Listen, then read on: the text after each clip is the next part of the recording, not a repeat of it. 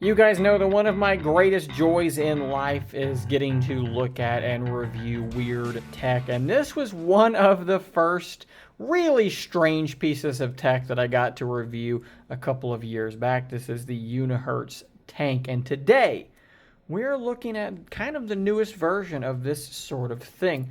This is the 8849, which is a subsidiary of Unihertz. 8849 Unihertz, it's like a parent company type thing, but this is the Tank 4. They have made several more of these Tank smartphones, and you can tell what the general idea here is with this phone, right? It's incredibly thick, it's incredibly durable, it has a colossal battery, a big camping flashlight, and the Tank 4 is going to maintain a lot of those sorts of things, but it's going to add its own new flair to the product. With all that being said, I think it's time to unbox this thing. All right, so sliding the lid off of this fairly heavy box, as you would expect, there is the Tank 4. Let's quickly just sort of set it aside, and we'll make sure there's nothing else notable in the box. Hey, how about a 66 watt charger? That's kind of a cool thing. We don't get a whole lot of chargers these days. USB-C to C cable. And then, is this a new guitar pick for me? Not really sure what to make of that. And here is the device itself. Fingerprint power, volume up and down. And then, yeah, you can see lots of things going on the back of this device. And what does something like this cost? Well, the first 100 orders will be $419. The 101st to the 300th will be $439, and then it will settle out at $469. So this thing is not like a true budget phone. You'd put it somewhere in that mid-range area, but for what it offers, right? This is not just a standard normal smartphone. It's a very highly specialized device. And given that, I think that price can make some sense. We just need to dig in and see how it performs in the tasks it was, I think, quite clearly meant for. Peeling that plastic off, okay, so one thing I'm immediately noticing is that they've got kind of like a rubberized texture on the sides of the device now.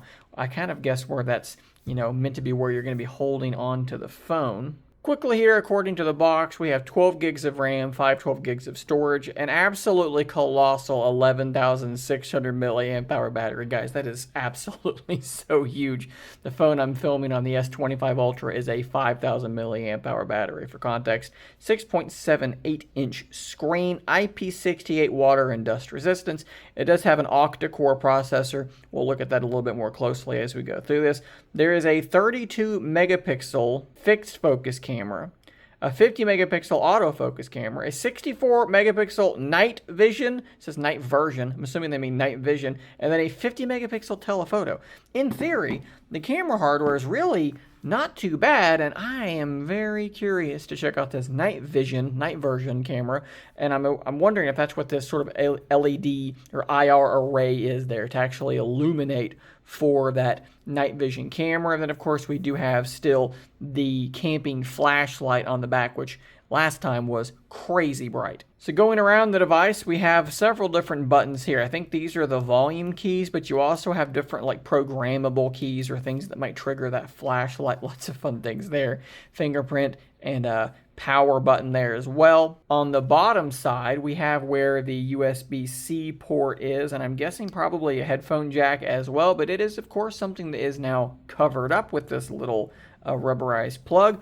On the top of the device, here's a little fun secret thing you have. This thing actually has a projector built into it. Much like the Tank tablet that I have reviewed, this has quite literally a projector so that you can set this thing up and display whatever you're watching on a projector screen or your wall or whatever it might be. And I believe that this and this are probably some sort of fans, intake and exhaust, to keep that whole system cool. Really quickly, just for fun, this thing weighs about 530 grams. That is about double a normal flagship smartphone. Actually, quite a bit more than double. Again, for context, my S25 Ultra weighs around 220 grams. Going through the setup process here, we'll see how fast this fingerprint scanner is doing the setup for that. Honestly, that doesn't seem too bad. I'm hitting some duplicate areas, but it does seem like it's picking that up pretty quickly. So here we are at the home screen, and as you can see here, they have this little animated wallpaper. I'm not exactly sure what that's supposed to be, but it says Tank, and there's some stuff moving around. If we actually look at the lock screen, you'll see that the same sort of thing is happening. Sorry, you just used face unlock and unlocked for me. There you go. You can kind of see what's going on there. Kind of goofy, but hey, if you're a phone called Tank and you look like this thing, you might as well lean into it. This launcher seems to be fairly basic. It's a swipe up to get to your app drawer. Is there a Google feed? There is a Google feed. Swipe down is going to get you your notifications, and this does look like pretty stock Android. We'll jump into our system here. Probably need to go into About, and we'll see what version of Android. This is Android 14. We are a little bit far behind, okay? So 16 is now out in the wild, so 14 is pretty far behind. And given this is an 8849 device, a unihertz device, you're probably not going to get a whole lot in terms of updates. You do also probably see this widget there on the screen, and based on my usage of the Tank, that is exactly what I expected it to be. It has fired up that projector. If I hold up a piece of paper in front of that, kind of interestingly, it has rotated it. So the phone is sitting like this, and yet the projector is sideways. That's actually kind of smart. So as you can see right now, we are outside, and it is almost completely dark. The sun is mostly set now, and with my Galaxy Z Fold 6, you can see I can barely see anything at all. But with this phone, you have a couple of different options to kind of attack the problem of darkness. One option is to hold this button on the side of the device until the camping flashlight turns on. And at that point, you're able to see pretty darn well. That is not a standard LED flash on the back of a phone. This thing is ridiculously bright. I mean, look at that. I can see all the way to the end of the yard now. But there is, like I said, a couple of different options, and the other one is actually inside the camera application, if I can reach that camera button, because this thing does have an infrared camera. Now, one thing I'm noticing, though, you can kind of see here, it looks like there's almost like a fog in front of it, and I'm not exactly sure what's going on there, but I do know that there is an infrared array on the back of it. To my human eye, all I can see is little red dots. But basically what's happening is it is emitting infrared, and that infrared isn't able to bounce off of things, and then it's able to see them. When you're relatively close, everything looks pretty darn sharp, actually like surprisingly sharp. But once things get a little bit further out, you can see it kind of gets that like almost foggy look to it. But I would say that if you were out and it was absolutely like pitch dark out and you couldn't see anything, you could probably like get around with something like that. You can definitely see this crepe myrtle bush in front of me, and as you can see with just my phone, yeah, not seeing that at all. But with this, you can see it quite clearly. You can see my dog about 10-12 feet away from me. I can definitely see how this could be potentially useful. Just in case you missed it earlier, when this thing does go into projector mode, it sort of shrinks itself down to a 16:9 aspect ratio. You can see that there. You've got some bigger black bars on the top and bottom, and that's just going to make more sense for actually viewing content. But of course, something that maybe doesn't make as much sense for viewing content is the fact that this is a phone. So you have to have a way to point this thing at your projector screen. So whatever you're resting this thing on might need to be relatively tall.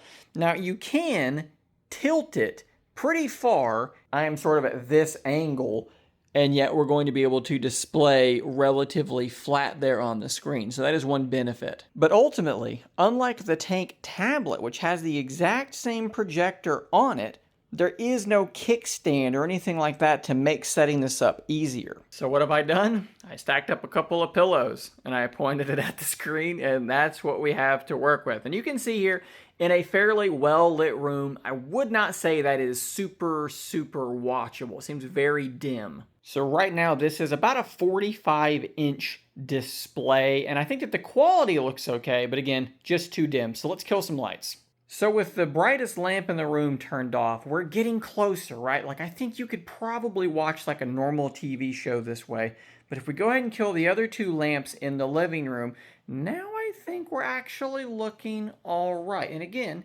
it looks pretty relatively sharp. Like, this is not some 4K picture, but I think that it looks reasonably sharp. Now, they do actually have a section in their settings for the projector. Let's go ahead and turn that brightness all the way up, because I do think you're going to need that.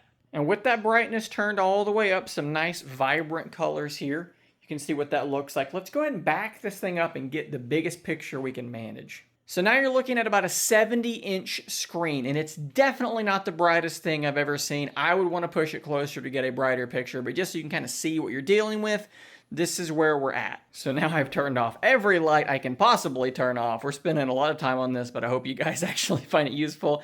This, I would say, is pretty close to being watchable. And one thing that's interesting that you'll have to keep an eye on is this thing does have to keep cool. If you listen closely, you can probably hear those fans.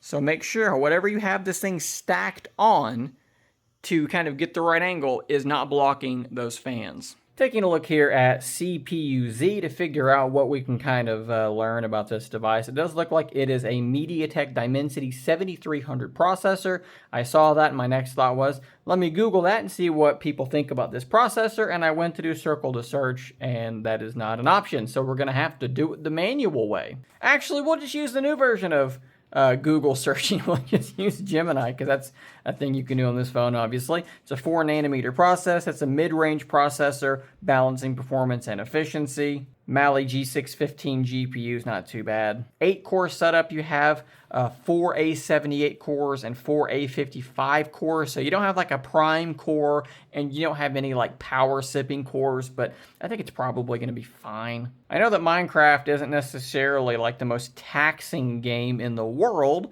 for these Android devices, but I think that loading this up, creating a new world, running around for a moment, that'll probably give you a general idea of the overall gaming performance of this device. I think it did a pretty good job. It loaded that up pretty quickly. World loading in. Turn the sensitivity down just a little bit. We'll do some running around. Definitely saw a little bit of a hitch there. I think it looks okay. This does have the new update going where there's like a new visual design. You should have some semblance of reflections. Not really seeing much of that though. Let's see if we need to turn that on. Yeah, here, vibrant visual options. We're gonna go favor visuals and see if that makes any difference in how things look. Definitely looking a little bit better now, but we are also chugging just a little bit as well. You can see the screen just got brighter or darker and then brighter. The auto brightness on this thing has been a little bit finicky as well, so that's something to keep in mind. I would say this is definitely running at a sub 30 FPS at this point, so you're gonna have to play with this and kind of find a nice happy balance between the nice new visuals with reflections and cool shadows and things like that, but also, you know, maintaining a smoother frame rate. You could probably get used to playing it this way, although personally, I would probably want to turn some things down to get a bit of a smoother frame rate. But this should give you, like I said, a good general idea. Something else I want to kind of let you hear is the vibration motor. If I just start typing, listen to this. I might need to boost that a little bit, but in person, it is one of the louder vibration motors I've heard in a while, and you definitely do start to notice it when you're typing quickly in this thing. It is noticeable. Something I do want to quickly mention is that I have had some issues with the automatic brightness. It just seems like it's often a little bit dimmer than I would want it to be, unless you kind of get it, you know, in front of some really bright light. If I place it over here right in front of this lamp, there you go, it is beginning to brighten up. But just sitting over there like I was, it just was nowhere near as bright as I would have wanted it to be. Nothing that's like a huge deal breaker. You might just get used to just quickly adjusting your brightness manually. But I just wish it would do that a little bit better. So I did mention earlier that on paper we have a fairly, you know, decent, respectable camera setup. We do need to look at a few samples there, and it's kind of what you would expect, right? Like the hardware is not the problem, it's the software, it's the processing, and it really honestly looks like there's basically no processing happening like at all. You can see on this shot that the lamp in the background is just completely overexposed. Both lamps are completely overexposed. The colors look a little bit strange. It does have that telephoto zoom. The same things are going to be true there. Quite a bit of noise in the darker areas of the shots as well. If you're outside in good lighting, I think it can deliver shots that are passable. The telephoto does look a little bit like over sharpened. In fact, it looks really over sharpened in my opinion. But if you're just out basically camping with it, right, and you just need to quickly pull out your phone and take a photo of the group or something like that, I think that's probably going to be fine. And then, of course, you do have the infrared option, which I kind of showed you earlier. And it does take some pretty wild looking photos that look kind of creepy. They look like you've gone on a ghost hunt or something like that. There's definitely some novelty there. And in case you're wondering what video performance is like, I'll tell you this. This is a very strange phone to be filming with because it is so big and it is so heavy.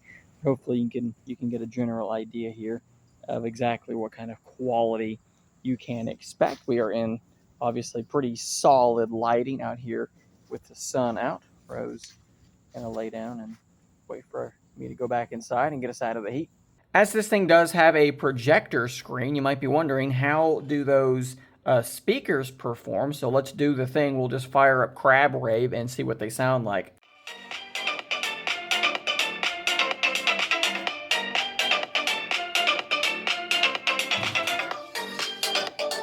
The reason I just picked it up there is because I had to actually check if I was crazy. This does sound like it is mono sound. I hear sound coming from here, but I don't hear it coming from anywhere else. Yeah, if I cover that speaker, there's no sound at all.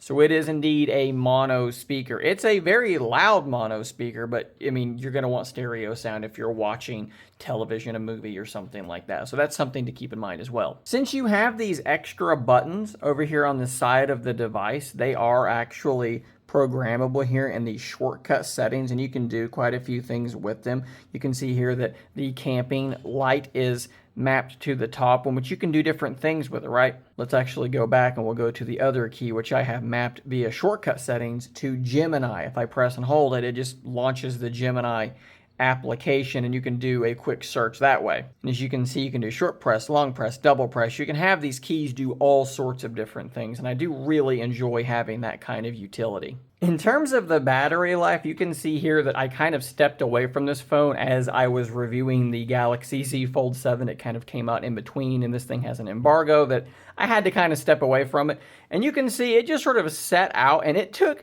multiple days, Saturday, Sunday, Monday, to get down to, it took 3 days to go from 50% to not even quite dead. This thing with a SIM in it, using it like a normal phone, I would assume for most people, this is going to be a multi-day phone. You're going to be, I mean, maybe if you just use the projector for like 10 hours, you could probably kill it at that point. But for most people, this thing is going to last a long time, like 2-3 days. Does not seem unreasonable to me.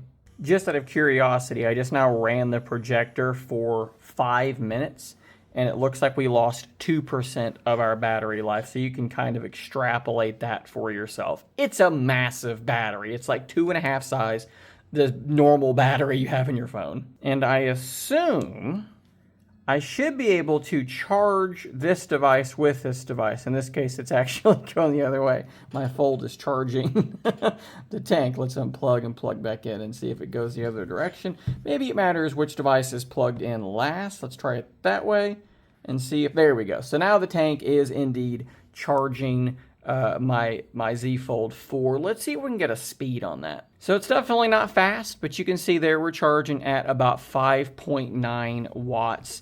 And, you know, your cable might make a difference in that. Your other phone might make a difference in that. But it's definitely enough to be able to top off a phone on the go if you need to. All in all, if you're looking for something that you can take with you on something like a camping trip that can charge your other devices at least a little bit, you can use it as a projector, you can use it for the night vision thing. If it's dark and the fire's gone out, you can use that camping flashlight there on the back. I think this thing makes a ton of sense, and you can just put your SIM in there and leave your not robust, durable camping phone at home and just bring this thing, and I think it's going to be more than good enough for that. And again, like I said, topping out at $469 for that specific use case, it makes sense. It does obviously have a few shortcomings. Performance is not, I wouldn't say incredible. The speakers don't sound particularly great, so when you're using it as a projector, maybe you're going to use like some Bluetooth earbuds, or if you have other people watching with you, maybe a Bluetooth speaker or something like that to kind of augment that experience. But we're not talking about $1,000 phone. We are talking about something that is highly specialized, and when things are highly specialized, they do tend to get a little bit more expensive than otherwise. Guys, I do want to say thanks to 8849 for sending the Tank 4 over for me to review. I will be dropping a couple of links in the description down below so that you can go check this thing out for yourself. Let me know what you think about this device in the comments down below. Thanks for watching. I'll see you on the next one, and until next time, stay nerdy, my friends.